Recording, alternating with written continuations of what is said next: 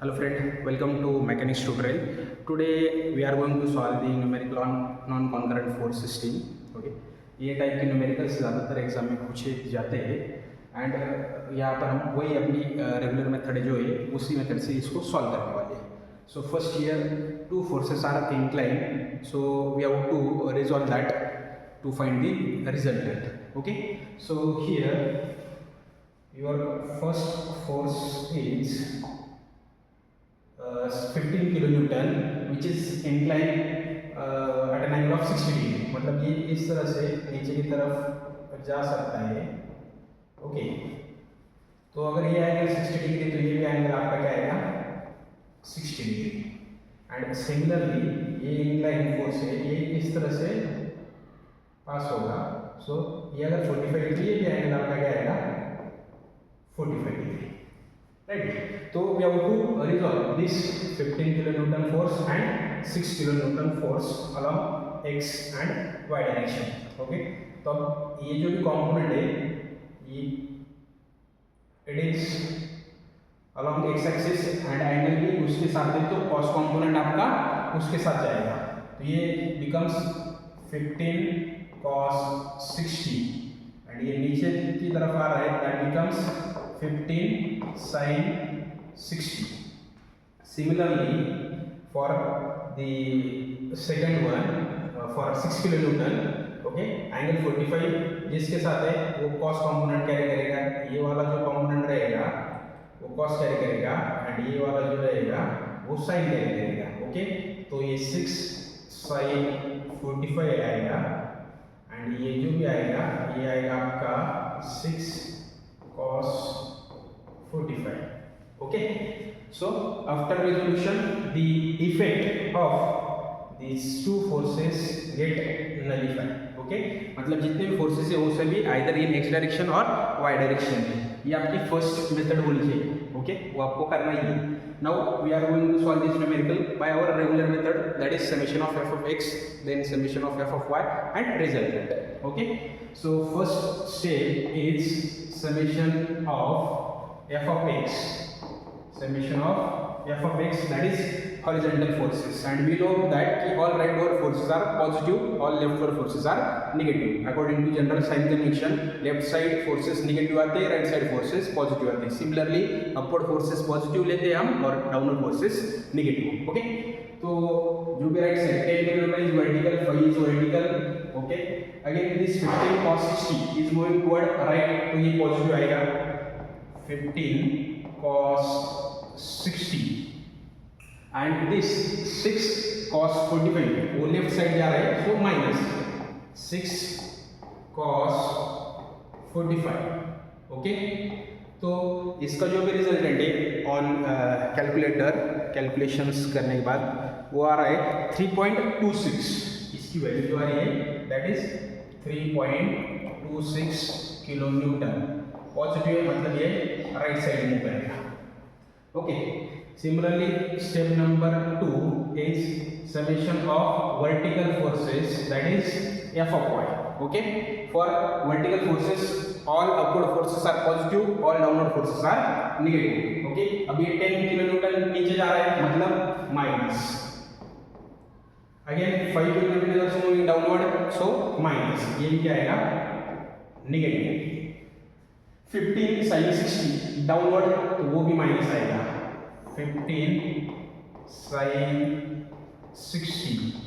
Okay, and last 6 sin 45 वो भी नीचे जा रहा है मतलब वो भी क्या आएगा माइनस 6 sin 45.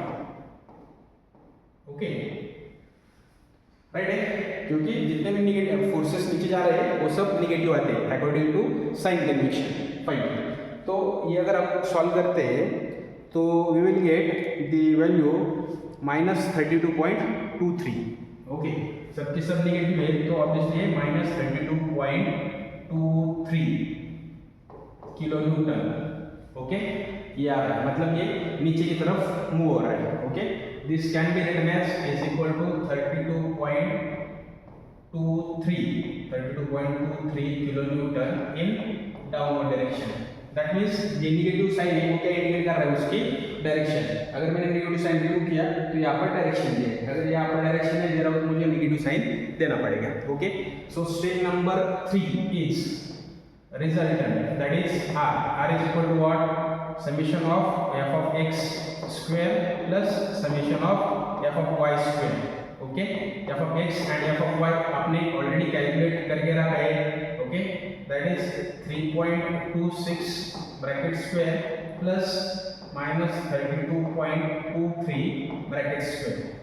ओके, तो आफ्टर कैलकुलेशंस जो make the calculation on calculator, तो उसकी वैल्यू जो आ रही है 32.40 किलो न्यूटन, ये आ रहा आपका resultant. Okay, step number 4 is direction of resultant that is R, वो हम कैलकुलेट करते हैं अल्फा से। Alpha is nothing but what, tan inverse of summation of f of y upon summation of f of x। Okay, direction calculate करते हैं alpha से।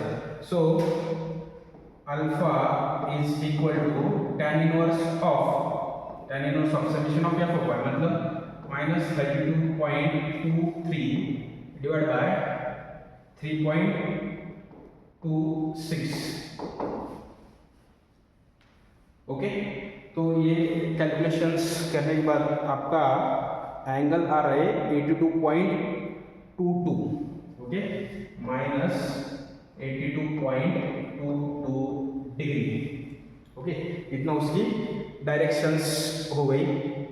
Okay, now अब हमें उसकी पोजीशन इंडिकेट करनी है, so we have to find out the position of resultant, तो हमें वेरिनॉइस थ्योरम्स अप्लाई करना पड़ेगा। ओके, तो उसके लिए मुझे क्या चाहिए, मोमेंट। सो स्टेप नंबर 5 क्या आएगी आपकी, moment calculations. Okay, so and वो विथ रिस्पेक्ट टू, अब यहाँ पर पॉइंट्स नहीं है, so you can take at any point, कौन से भी पॉइंट पर ले सकते हो। लेट्स से कि मैं ये वाले पॉइंट पर ले रहा हूँ। Okay, so moment at point A. Okay, हमें पता है क्लॉकवाइज मोमेंट पॉजिटिव आती है, एंटी क्लॉकवाइज मोमेंट नेगेटिव आती है। Okay, now this 10 kilometre force is passing through your moment centre, ये मोमेंट सेंटर से ही पास हो रहा है, तो वो जीरो मोमेंट क्रिएट करेगा। अगेन 15 cos 60, अगर इसकी लाइन ऑफ एक्शन देखें वो भी ए से पास हो रहा है।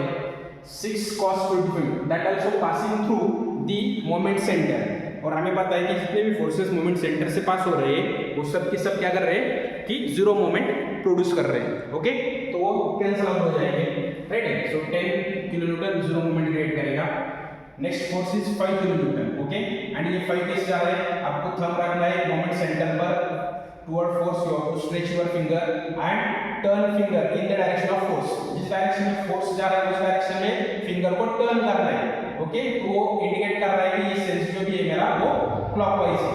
Okay, so 5 into, okay, distance कितना है from force to moment centre, that distance is 2 metre, so 5 into 2।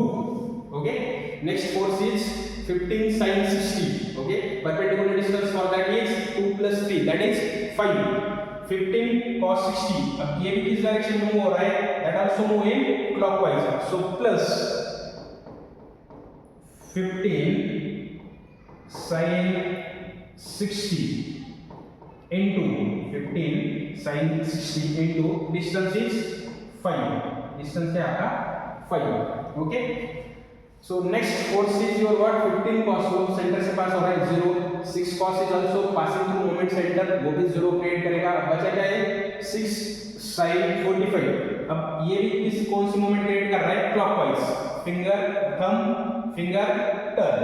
Okay, तो ये रोटेशन इंडिकेट कर रहा है क्लॉकवाइज, तो वो भी क्या आएगा आपका plus 6 sin 45, 6 sin 45 into total distance will be what, 2 plus 3 plus 1.5 that is 6.5। Okay, तो अगर ये मैं सॉल्व कर रहा हूँ ऑन कैलकुलेटर तीनों का भी, तो ये जो भी वैल्यूज आ रही है मोमेंट की, that values comes, okay, 5 into 2 that is 10, okay, plus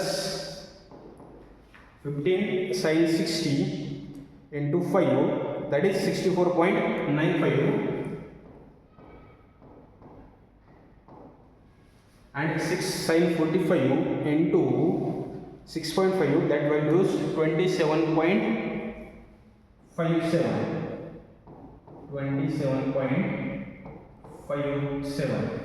Okay, so total moment is equal to, total moment about point A is equal to 102.53, 102.53. Okay, तो यूनिट ऑफ मोमेंट क्या है आपको पता है, moment is nothing but force into perpendicular distance, therefore moment at A is equal to 102.53. Force is in kilonewton, okay, distance is in metre, तो इसका unit क्या आएगा आपका kilonewton metre.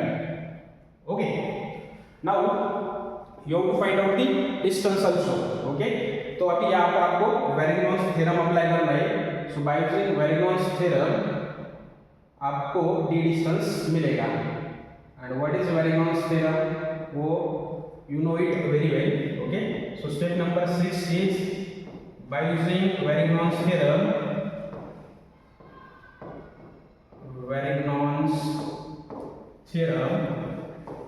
we will get the value of distance. Theorem क्या है अपना, summation of moment at point A is equal to r into d. मुझे moment A भी पता है, r भी पता है, तो d मुझे मिलेगा. ओके, तो d इज इक्वल टू क्या आएगा, d is equal to moment at a upon r. Okay, so moment at a is what 102.53, and what is the resultant? Resultant is 32.40. तो ये जो भी वैल्यू आ रही है आपकी, दैट वैल्यू कम्स 3.18 मीटर. ये वैल्यू कितनी आ रही है आपकी, 3.18 metre. Okay, so this is the final solution of this numerical. Now here most important point is that कि हमें पोजीशन शो करनी है, वो कहाँ पर एक्ट हो रहा है. Okay, where the resultant acts, वो हमें शो करना है. तो ये आपको पता है कि f of x जो कि है, f of x is your right side positive, f of y is negative. मतलब ये f of x रहेगा आपका, ये आएगा आपका f of y. क्यों? बिकॉज इट इज नेगेटिव, तो नीचे की तरफ जा रहा है, दैट्स व्हाई नेगेटिव. एंड जो r आ रहा है दैट इज 32.40, एंड एंगल जो क्या है उसमें 82.22, मतलब इस तरह से कुछ तो वो मूव करेगा. Okay, alpha, right. तो this will be the presentation or position of the angle, resultant and its angle. Okay, thank you.